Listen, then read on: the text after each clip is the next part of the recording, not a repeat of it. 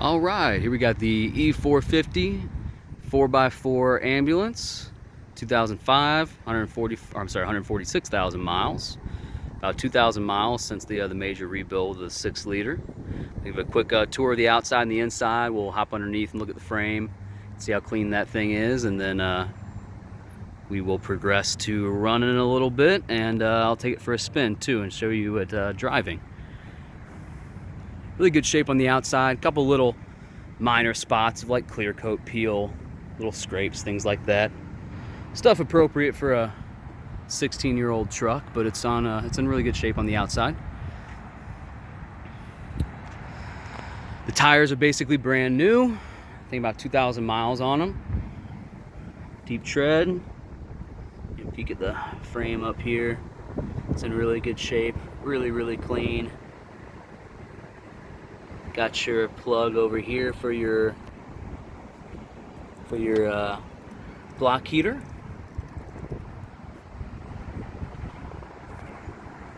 Try and get you a shot of that front end.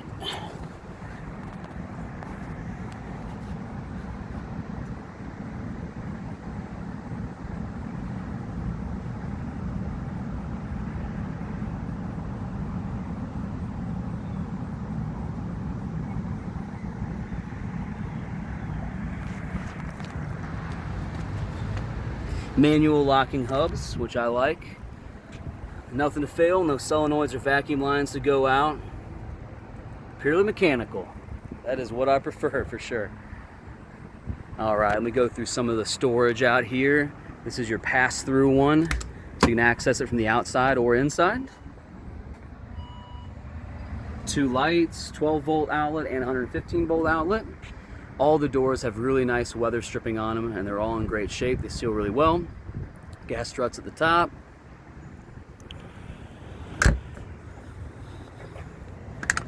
Two brand new batteries, 750 cold cranking amps from Napa. It slides out. I'm not going to pull it out right now because it's pretty greasy. I don't feel like getting grimy. See the back tires down here. Take a peek at the frame too. It's in good shape. All the way around.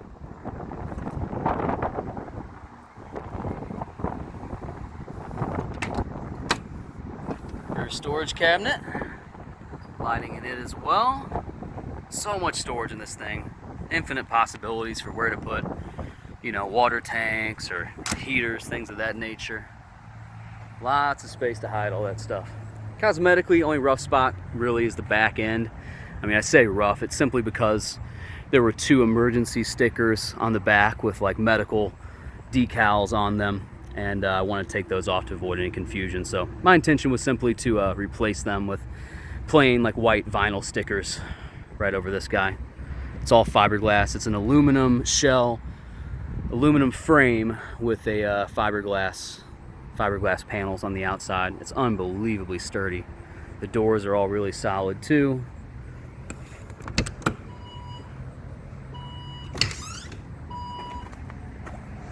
Took the light bars off because they were sort of cracked and worn out, the gaskets on them, and I did not want to risk moisture leaking into this thing.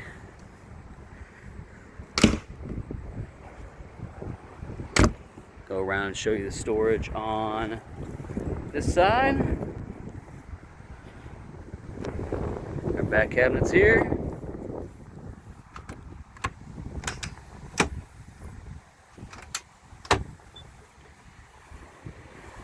Lighting on the inside.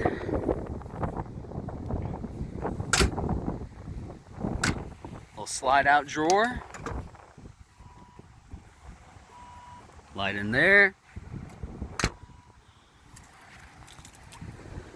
Show you the frame back here as well. Great shape.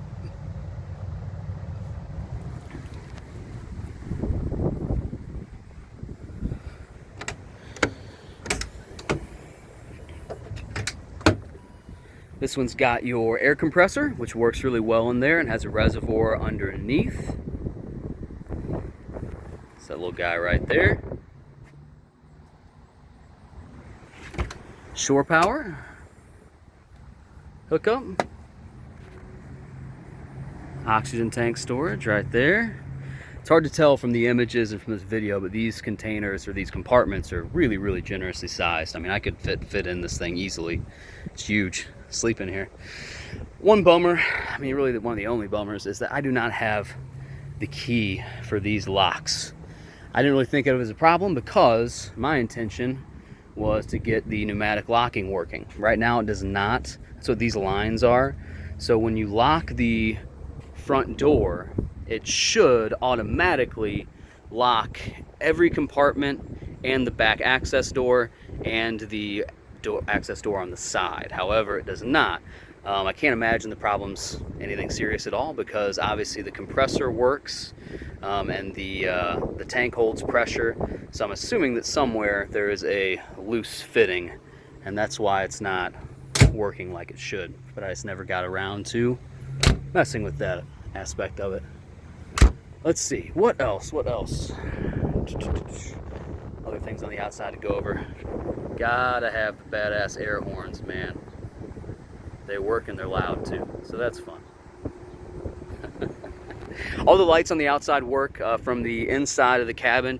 You can turn on these outside, the left side floods, the rear floods on the lower part, and you can turn on the ones on the right hand side, all controllable from the cabin.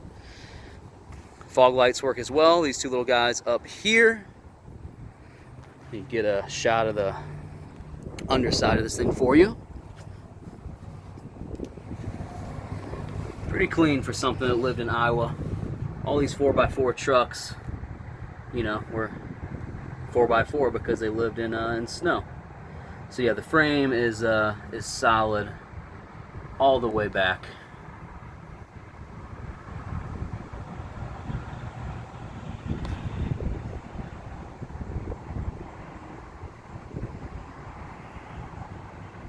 Big, beefy, I think it's a D80 or maybe even bigger differential in the back.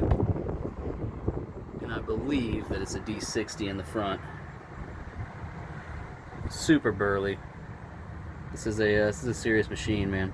Yeah, really clean under here. All the drive shaft support bushings are in good shape. Don't make any noise as you go down the road. Stops really well. The brakes are strong.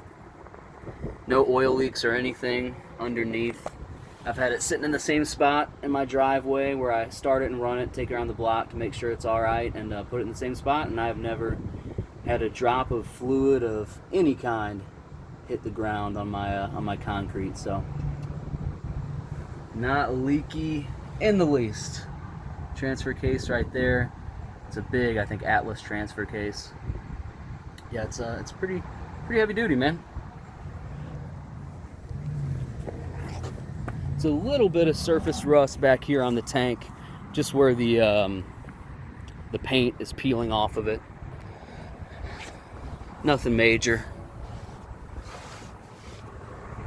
That guy right there is where the coating's coming off, but nothing severe at all. See the frame back here. Frame's really clean all the way around.